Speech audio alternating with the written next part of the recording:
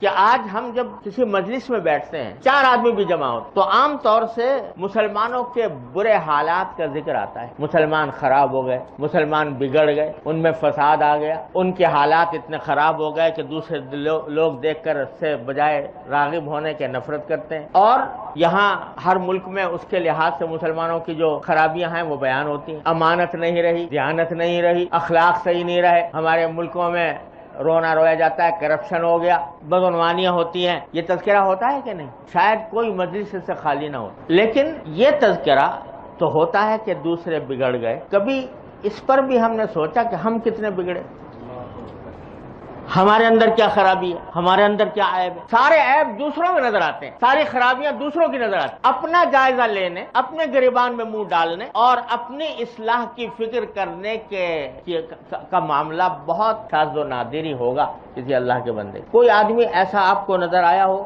کہ وہ رات کو بیٹھ کر یہ سوچتا ہو کہ صبح سے لے کر شام تک میں نے جو زندگی گزاری اس میں کیا گناہ کیے, کیا میں نے غلطیاں کی, اور ان غلطیوں اور گناہوں سے آئندہ بچنے کا کیا راستہ ہے؟ یہ کبھی سوچا؟ بہت کم لوگ. قرآن کریم نے یہاں جو آیت میں نے پڑھی ہے اس نے عجیب انداز سے بات فرمائی. یا ایھا الذین آمنو, اے ایمان والو, علیکم انفسکم, تمہیں چاہیے کہ اپنی خبر لو. علیکم انفسکم, اپنی خبر لو. لا یضرکم من ضل اذا اہتدیتم, اگر تم ہدایت پر آ گئے تو جو گمراہی کی طرف جا رہے ہیں وہ تمہیں کوئی نقصان نہیں پہنچا. لا یضرکم من ضل, جو گمراہی پر جا رہے ہیں وہ تمہیں نقصان نہیں پہنچا سکتے بشرطے کہ اذا اہتدیتم, تم ہدایت پر ہو. رہا یہ کہ بھئی دوسرے کیا کر رہے ہیں, تو الی اللہ مرجعکم جمیعا, تم سب لوٹ کے اللہ ہی کی طرف جاؤ گے. فینبئکم بما کنتم تعملون, وہاں اللہ تعالیٰ سب کا چٹا بتا دے گا کہ تم دنیا میں کیا کرتے رہے. دوسروں کی خرابیاں بے شک بیان کرتے تھے, لیکن تم نے کبھی اپنے اوپر بھی غور کیا؟ اپنی خبر لو.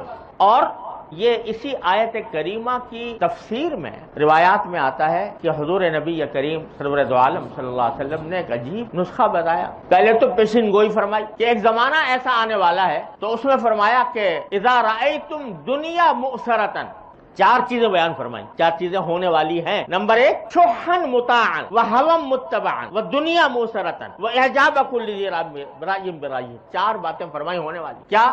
ایک تو انسان مال کی محبت اتنی اس کے اندر پیدا ہو جائے گی کہ بس اسی کے پیچھے بھاگے گا. مال کی محبت کا بہت زیادہ ہو جانا اور اسی مال کی محبت کی اطاعت کرنا. مال کی محبت اسے جو کام کرنے کو کہہ رہی وہ کر رہا ہے. وہوا متبعا, دوسرا یہ کہ پیروی خواہشات کی ہو رہی ہے, جو دل میں آ رہا ہے, حرام ہو یا حلال ہو, جائز ہو یا ناجائز ہو, آدمی اس کے پیچھے چل رہا ہے. مجھے تو اس میں مزہ آ رہا ہے, یہی کروں گا. اس سے بحث نہیں کہ حلال ہے یا حرام ہے, جائز ہے یا ناجائز ہے. خواہشات کی پیروی کی جائے. وہ دنیا موسرتن, اور جب دنیا کو ترجیح دی جا رہی ہو آخرت کے اوپر.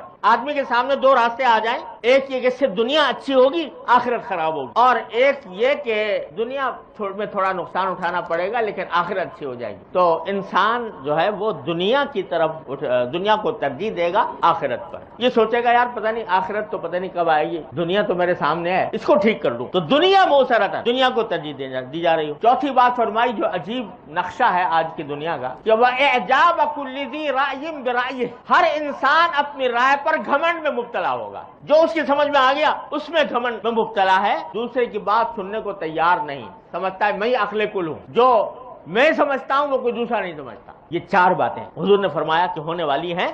جب ہو تو تم کیا کرو, وہ بتایا رسول کریم صلی اللہ علیہ وسلم. اگر یہ ہو فعلیک بخاصۃ نفسک, تو لوگوں کے بارے میں مت سوچنا چھوڑ دو کہ وہ کہاں جا رہے ہیں, اپنی فکر کرو, اپنی اصلاح کر لو. فعلیک بخاصۃ نفسک ودع عنک امر العامہ, اور عام لوگ جس طرف جا رہے ہیں اس کو اس کی گفتگو بھی کرنے کی ضرورت نہیں تمہیں, ان کو چھوڑو, اپنی اصلاح کرو, اپنی فکر کرو, اپنے حالات کو بہتر بنانے کی کوشش کرو. دع عنک امر العام, یہ رسول کریم صلی اللہ علیہ وسلم نے اسی آیت کی تفسیر میں بیان فرمایا کہ اپنی فکر کرو. تو اگر یہ اپنی فکر کرو گے, یہ عجیب نسخہ ہے زوال کے حالات میں, انحطاط کے حالات میں انقلاب لانے کا. یہ بڑا ہی آسان اور بڑا ہی مؤثر طریقہ ہے. ہر آدمی اپنی اصلاح کر لے. اگر ایک آدمی نے کر لی تو ایک چراغ جل گیا, اور اللہ تعالیٰ کی سنت ہے کہ چراغ سے چراغ جلتا ہے, اور اس طرح پھر رفتہ رفتہ روشنی ہو جاتی ماحول میں. ظلم اگر ہم صرف یہ باتیں کرتے رہے, 2 لوگ یہ کر رہے ہیں, لوگ وہ کر رہے ہیں, لوگوں میں یہ خرابی, لوگوں میں یہ خرابی, تو اس سے سوائے مایوسی پیدا ہونے کے اور کیا حاصل ہے بتائیے. اسی لیے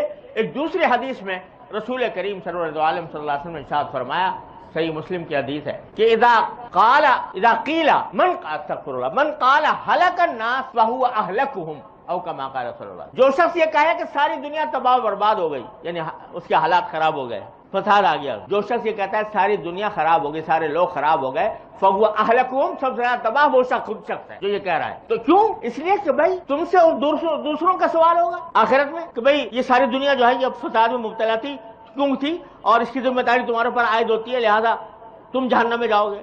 دوسروں کے اعمال کے بارے میں سوال ہوگا، تمہارے اپنے اعمال کے بارے میں سوال ہوگا، تم سے پوچھا جائے گا۔